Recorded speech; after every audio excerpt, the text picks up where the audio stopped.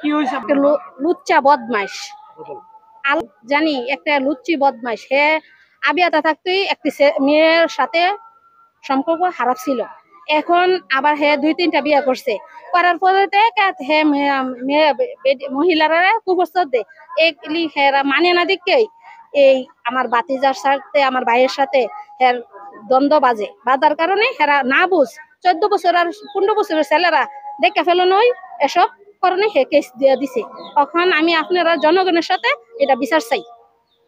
কথাবার্তা কয় ও একুল আলামিনের গেটের মেঝে কাটা কিতা দিছে। তারপরে মেম্বার আছে, আমরা সুমন মেম্বার এলাকার লোক লইয়া এটা গতকাল শেষ হয়েছে। হওয়ার পরে তো আজগা গিয়ে কেস করছে, আজগা করছে না গতকাল। যত ভিড়ায় এত ভিড়াইতে একটা দরবার লাগাই যায়। RICL TMX, যুগের পর যুগ স্থাপনা থাকে মজবুত। যেহেত ভিড়া বিদেশ তাই এত ভিড়াইতে আলামিন।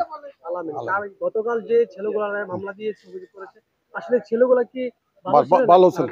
ভালো ছিল। এই ছেলে কদিন পরে 2-3টা বিয়া করছে। কদিন পরে বাহারান থেকে আইসা ইদানি কম মহিলার প্রতি হের নজর খারাপ। আইসা আমার এই ইতা হিতা বলে হের দৃষ্টি খারাপ। আমার ছেলে আমার দেবরে দেখিয়া মানা দেওয়ার পরে আমার ছেলে ধরে মার দূর করছে, হের কেসও দিছে। এর আমি বিচার চাই। না আগের থেকে কোনো সম্পর্ক খারাপ ছিল না, হ্যাঁ নজর খারাপ, হের নজরের খারাপ, হের দৃষ্টিতে পড়ে না দিকে হ্যাঁ এরকম করছে আর কি। আপনাকে কোনো একটা প্রস্তাব দিয়েছে? হ্যাঁ জি, এর প্রস্তাবে পড়ে না দিকে হ্যাঁ এরকম বলছে আর কি। আমার ছেলের মার দূর করছে। এখন কি চান আপনি? আমি এখন সঠিক বিচার চাই। আমার ছেলের মার দূর করছে, হ্যাঁ কেস করছে কোন কারণে আমি হের আমি আইনের আশ্রয় নিতে চাই। আসার পরে দেখছি এখানে অনেক লোকজন জড়ো হয়েছে। তো দেখলাম যে আর এই একটা গেটে নাকি এসিড মারছে। এসিড মারাতে পোলাপান দুশো করে সেরা এখানে পোলাপান জড়ো করছে। জড়ো করে সেটা একটা মিটিং জমছে। মিটিং করে আমাদের ওয়ার্ডের যে মেম্বার এবং আমাদের গ্রামের যে প্রতিবাসী অনেক লোকই এখানে ছিল, এবং কি এটা শেষ করার একটা পরিকল্পনা নিয়েছে। নেওয়ার পরে এটা শেষ করছো, করার পরে দেখা গেছে যে আজকে আবার এটা মামলা করছে। তো আপনারা কি চাচ্ছেন এখন? এখন আমরা চাইতে সুষ্ঠু সমাধান। কেন এই একটা মানুষের হয়রানি করে একটা মামলা করব, কেস করব, এই করবো সে করবো, এগুলা যে কোনো এখন মনে করেন আপনি এখানে একটা গেটের মধ্যে নিজও এটারে আপনার ইয়া করতে পারে, এসিড মেরে সেটা ফোলাফান্ডে দোষী করে সেটা একটা মামলা করতে পারে। ওখানে এটা যেটাই মারো এইটাও মনে করেন সুষ্ঠু সমাধান হইলো লক্ষ্য। গ্রাজুয়েট ছেলে 3-4টা বিয়া করছে।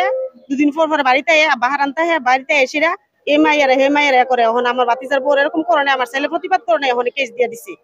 এটা আমরা প্রতিবাদ এটার মানে চাই, আমরা দরকার লাগে আইনের আশ্রয় নেবো, নাইলে আপনারা এটা সমাধান করলে করেন। সাংবাদিক মহলকে আমরা যে বাংলা এখানে এই গঙ্গানগরে আহ্বান করছি, বিষয়টা হচ্ছে আমার প্রতিবেশী ছেলেটার নাম আলামিন। সে আমার বয়সী, তো সে দুবাই ছিল লং টাইম। দুবাইতে আসার পরে সে 2-3টা বিয়ে করেছে এবং সর্বশেষ সে বাহরিনে থাকে।